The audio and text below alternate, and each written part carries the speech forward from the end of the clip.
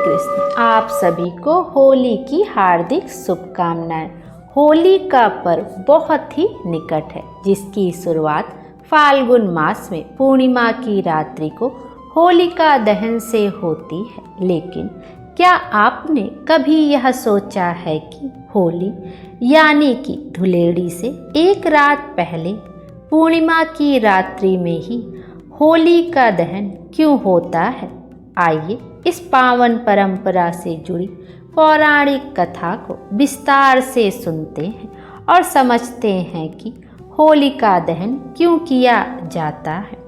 एक समय त्रेता युग में दैत्यराज हिरण्यकश्यप ने अपनी कठोर तपस्या से ब्रह्मा जी को प्रसन्न कर लिया और उसके तप से प्रसन्न होकर सृष्टि देवता ब्रह्मदेव प्रकट हुए।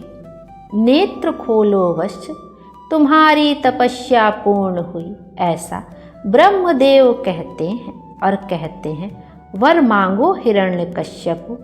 हिरण्यकश्यप कहता है प्रणाम परम पिता, मुझे ऐसा वरदान दीजिए कि प्रभु ना तो कोई मनुष्य, ना तो कोई देवता, ना ही कोई पशु मुझे मार सके, ना दिन में ना रात में, ना घर के भीतर ना घर के बाहर, ना अस्त्र से ना शस्त्र से, ना पृथ्वी पर और ना ही आकाश में कोई मुझे मार सके।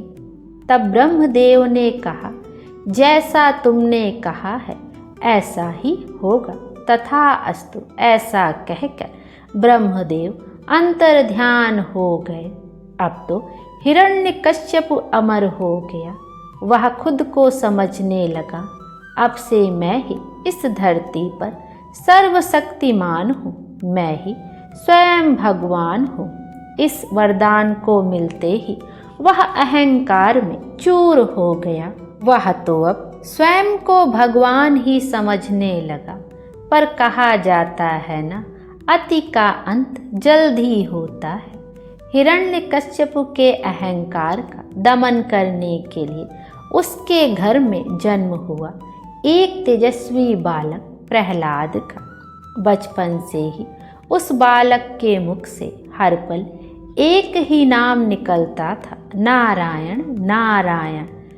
भक्त प्रहलाद हमेशा ओम नमो भगवते वासुदेवाय नमः मंत्र का रटन करता रहता था।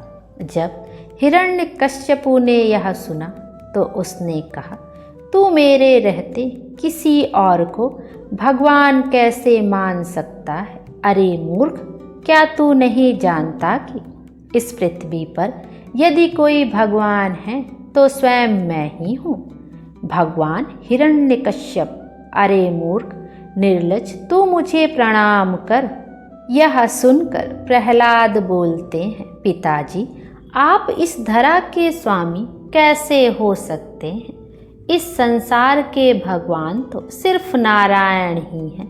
वो हर कण कण में है, मेरे भीतर भी और आपके भीतर भी। इसलिए मैं आपके भीतर बैठे नारायण को भी प्रणाम करता हूँ। प्रहलाद ऐसा बोलता है और यहीं से आरंभ हुआ अहंकार और भक्ति का महासंघर्ष। हिरण्यकश्यपु ने अपने पुत्र को बदलने के लिए हर तरह के प्रयास किए। सिपाहियों ने उसे पकड़ लिया और उसे उबलते हुए तेल में डाल दिया और प्रहलाद ओम नमो भगवते वासुदेवाय कहते कहते तेल में उबले तो, पर प्रहलाद सुरक्षित रहे। इस प्रयास में असफल होने के बाद हिरण्यकश्यपु ने उसे एक ऊंचे पर्वत से गिरा दिया। तब भी प्रहलाद ओम नमो भगवते वासुदेवाय नारायण नारायण का जाप करते रहे और लाख प्रयास के बाद भी प्रहलाद का बाल तक बाका नहीं हुआ, क्योंकि अपने भक्त की रक्षा स्वयं भक्त वत्सल भगवान जो कर रहे थे। लेकिन हिरण्यकश्यपु का अत्याचार जारी था। उसने प्रहलाद को भयंकर विषैले सर्पों से डसवाने का भी प्रयास किया, पर डसना तो दूर की बात, सांप प्रहलाद के चरण को स्पर्श करके लौट गया। हर बार भक्ति की ढाल के आगे आखिरकार मृत्यु फिर हार गई। तब हिरण्यकश्यपु ने सोचा, यह बालक नहीं बदलेगा, मेरे कुल का द्रोही है ये।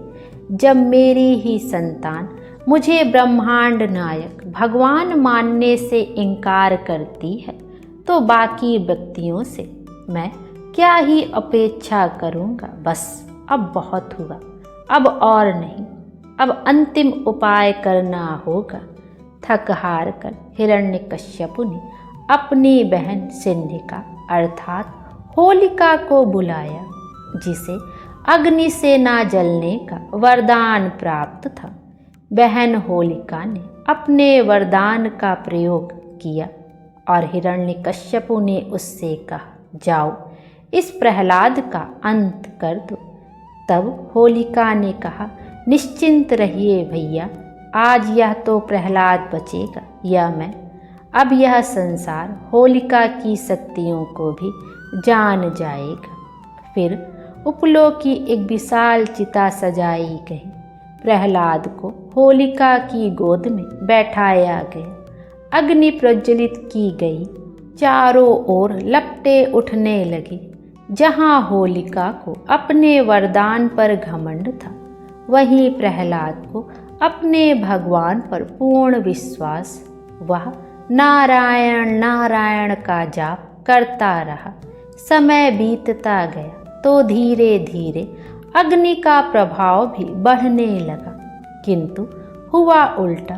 जिस अग्नि को होलिका अपना रक्षा कवच समझ रही थी, वही अग्नि अब उसे जलाने लगी। ये क्या हो रहा है और यह कैसे संभव है? यह आग तो मेरे जलन को बढ़ा देगी, मेरे प्राण ही ले लेगी। ओ बचाओ भैया, मुझे बचाओ, मेरी रक्षा कीजिए भैया, बचाओ मुझे बचाओ। कुछ ही पलों में होलिका भस्म होकर राख का ढेर बन गई, क्योंकि वरदान का प्रयोग सत्कर्म के लिए किया जाता है, ना कि अधर्म के लिए। उसी अग्नि से प्रहलाद ऐसे सुरक्षित बाहर आ गया मानो कुछ हुआ ही नहीं। भक्ति की ऐसी विजय देखकर भक्त प्रहलाद की जय हो का जय घोष चारों ओर गूंजने लगा। यही है होलिका दहन की कहानी का सार, जहाँ अहंकार जलता है और भक्ति अमर हो जाती है। प्रेम से बोलिए विष्णु भगवान की जय। हरे कृष्ण। विष्णु भगवान हम सब की मनोकामना पूर्ण करें और हमारे जीवन को खुशियों से भर दें। Thank you.